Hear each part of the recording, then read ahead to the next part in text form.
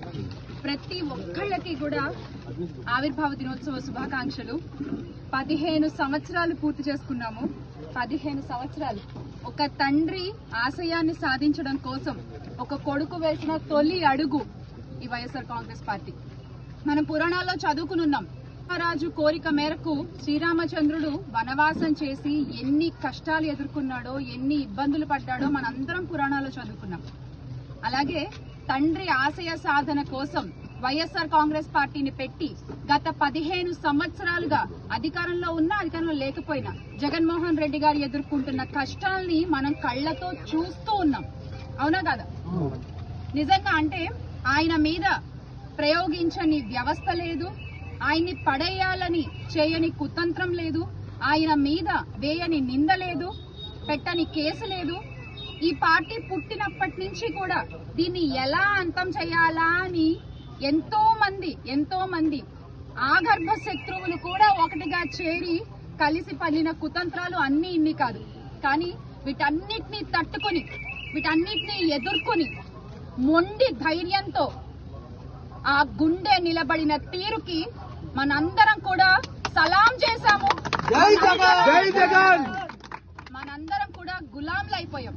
ఈ రోజున వైఎస్ఆర్ కాంగ్రెస్ పార్టీ జెండా ఇవన్నీ పక్కన పెడితే ఇన్ని కష్టాల్ని తట్టుకుని ఆయన నించున్న ఆ తీరుకే ఇంతమంది కుటుంబం ఆయనకి ఏర్పడింది. ఇంతమంది ఆయనతో పాటు అన్నా నువ్వు ఒక్కడివి కాదు, నీతో పాటు మేం కూడా ఉన్నాం, కష్టమో నష్టమో చివరి వరకు పోరాడదామని చెప్పి అడుగు వేసి చేతిలో చేయి వేసి ముందుకు కదులుతున్న తీరు గత 15 సంవత్సరాలుగా మనం చూస్తూనే ఉన్నాం.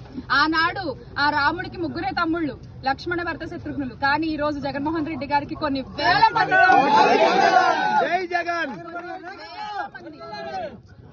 ఎంతో మంది కార్యకర్తల అండబలం, ఎంతో మంది అవ్వాతాతల ఆశీస్సుల బలం, అన్నిటికీ మించి ఆ దైవ బలం కూడా ఈ రోజున వైఎస్ఆర్ కాంగ్రెస్ పార్టీ వైపు ఉంది అని జరుగుతున్న సంఘటనలు చూస్తే మనకు అర్థమవుతూ ఉంటుంది. ఏ రోజు కూడా ఈ జెండా అధికారంలో ఉండి ఆంధ్ర రాష్ట్రంలో ఎగురుతున్నప్పుడు ఏ రోజు కూడా గుళ్ళో తొక్కిసలాటలు లేవు, ఏ రోజు కూడా ఎవరు దర్శనానికి వెళ్లి ప్రాణాలు కోల్పోలేదు, ఏ రోజు ఏ గుడిని కూల్చలేదు. ఇంకా చెప్పాలంటే టీటీడీ సాయంతో ఎన్నో పెద్ద నగరాల్లో ఎన్నో గుళ్లు కట్టించిన ఘనత వైఎస్ జగన్మోహన్ రెడ్డి గారి ప్రభుత్వానికి దక్కుతుందని ఈ రోజు ఎవరైతే ఆయన హిందూ మతానికి వ్యతిరేకం అని చెప్తూ వాళ్ళేదో సనాతన ధర్మాన్ని ఉద్ధరిస్తున్నామంటూ వేషాలు వేసుకుని తిరుగుతున్న ప్రతి ఒక్కరికి చెప్తున్నాను, నిజంగా హిందూ మతం కోసం పోరాడింది వైఎస్ జగన్మోహన్ రెడ్డి గారే. మీలాగా లడ్డూలో కల్తీ జరిగిందని అబద్దాలు ప్రచారాలు చేయలేదు, మీలాగా హిందువుల మనోభావాలతో ఆడుకోలేదు, మీలాగా ఈ రోజున ఒక హిందూ మతాన్ని ఒక ప్రశ్నార్థకమైన పరిస్థితిలో ఆయన పెట్టలేదు. నిజంగా హిందూ మతం కోసం పోరాడినటువంటి గొప్ప మనసు కలిగిన జగన్మోహన్ రెడ్డి గారి నాయకత్వంలో ఎన్నో హిందూ గుళ్లు కట్టించడం జరిగింది వైఎస్ఆర్ కాంగ్రెస్ పార్టీ అధికారంలో ఉన్నప్పుడు ఆంధ్ర రాష్ట్రంలో. ఇక అలాగే అభివృద్ధి గురించి అంటారా, ఈ జెండా ఆంధ్ర రాష్ట్రంలో ఎగురుతున్నప్పుడు ఎన్ని పెద్ద కంపెనీలు వచ్చాయో మనం చూడొచ్చు, చరిత్ర చూసుకోవచ్చు. గత 5 సంవత్సరాలుగా ఈ రోజున అవే పెద్ద కంపెనీలు మీరు అడిగే కమిషన్లకి భయపడి పారిపోతున్నాయి. మా వల్ల కాదు బాబోయ్ బాబు గారు అంటూ పారిపోతున్న పరిస్థితి మనం చూస్తున్నాం.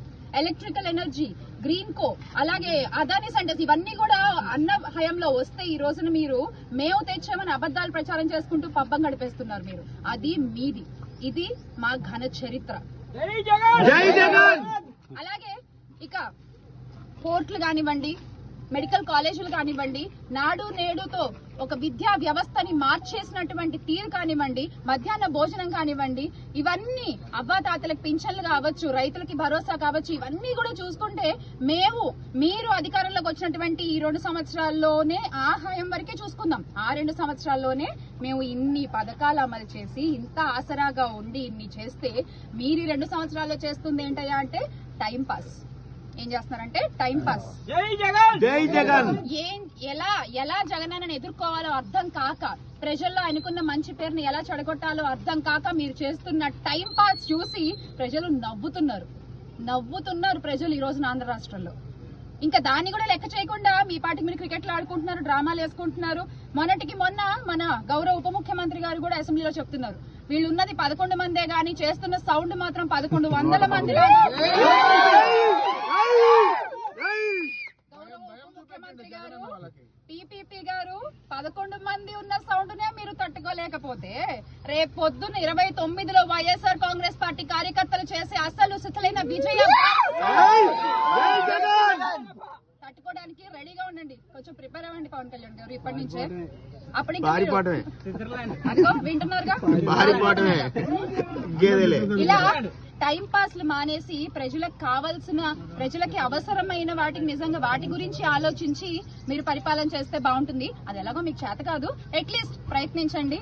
ఒకవైపు చూస్తే లక్షల కోట్ల అప్పుల్లో ఆంధ్ర రాష్ట్రాన్ని ముంచేస్తున్నటువంటి పరిస్థితి చూస్తా ఉన్నాము. అయినా కూడా మేమేదో గొప్ప అభివృద్ధి చేస్తున్నామంటూ మీ వంశవృక్షాలని పొగుడుకునేటువంటి మీ తీరు చూస్తుంటే చాలా హాస్యాస్పదంగా ఉంది అని మరొకసారి చెప్తూ, ఎప్పటికైనా వైఎస్ జగన్మోహన్ రెడ్డి గారి నాయకత్వంలోనే రాష్ట్రం బాగుంటుంది.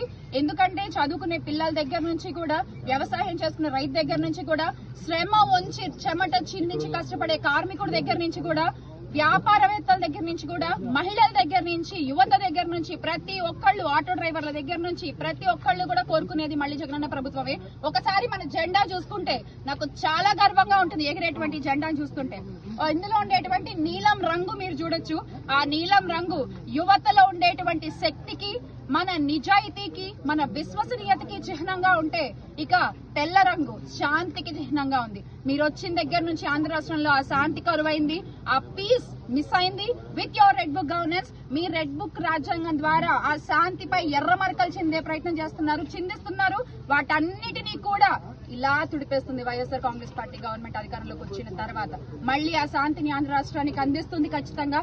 ఇక ఆకుపచ్చ రంగు తీసుకుంటే పచ్చని మన పంట పొలాలకి, మన రైతన్నలకి నిదర్శనంగా, మన రైతన్నల కోసం ఈ జెండా ఎప్పుడు ఉంటుంది అని నిదర్శనంగా ఈ 3 రంగుల జెండా ఎప్పుడు ఎగిరినా కూడా చాలా గర్వంగా అనిపిస్తుంది. ప్రతి ఒక్కళ్ళకి ఈ జెండా అండగా నిలబడుతుంది అని చెప్పి మరొకసారి మీకు గుర్తు చేసుకుంటూ, ఈ 15 సంవత్సరాలే కాదు, అన్నా ఊపిరి ఉన్నంత వరకు మీతోనే, ఎన్ని కష్టాలు ఎదురైనా, ఎన్ని నష్టాలు ఎదురైనా, ఎవరైనా కత్తి పెట్టి చంపినా కూడా మీ వెనకే ఉంటాం, మీతోనే ఉండి పోరాడతాం. ఎందుకంటే నిజాయితీ అంటే అంత పిచ్చి మాకు, మీరంటే అంత ప్రేమ మాకు.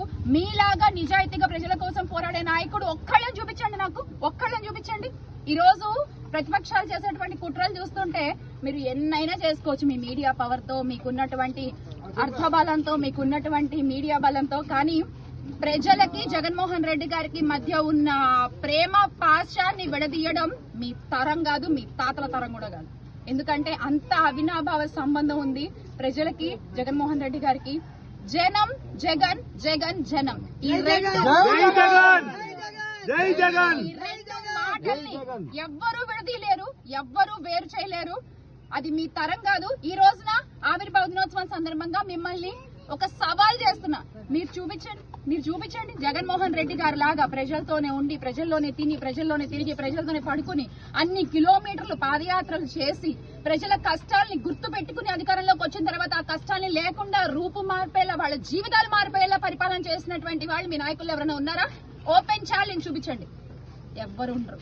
అది కేవలం విలువలు, విశ్వసనీయతకి ప్రాధాన్యత ఇస్తూ, వైఎస్ఆర్ గారి ఆశయ సాధనాలను ముందుకు తీసుకెళ్తూ, కేవలం ప్రజల కోసం నిరంతరం తపన పడి నిరంతరం ఆలోచించేటువంటి ఒక్క వైఎస్ జగన్మోహన్ రెడ్డి గారికి మాత్రమే సాధ్యం అని ఈ 15 ఏళ్ల ప్రయాణంలో ఎంతో మంది వైఎస్ఆర్ కాంగ్రెస్ పార్టీ కుటుంబంతో కలిసి నడిచారు. కొత్తగా ఎంతో మంది వైఎస్ఆర్ కాంగ్రెస్ పార్టీ కుటుంబంలో జాయిన్ అయ్యారు.